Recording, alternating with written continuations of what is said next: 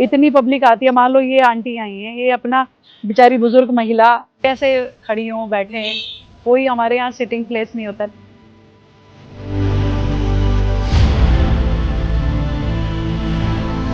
1.5 घंटे से आप यहाँ खड़े हैं, 1.5 घंटे से आप यहाँ खड़े हैं, इतनी गंदी हालत में आप लोगों को बिठाओगे, पंखा तक यहाँ है नहीं, ऐसे कोई बात थोड़ी ना होती है।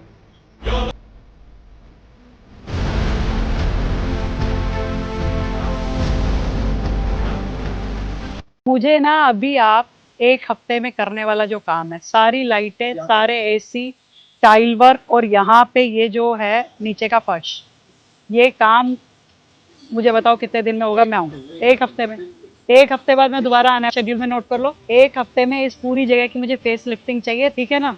उसके बाद यहाँ पे ये चलेगा नहीं।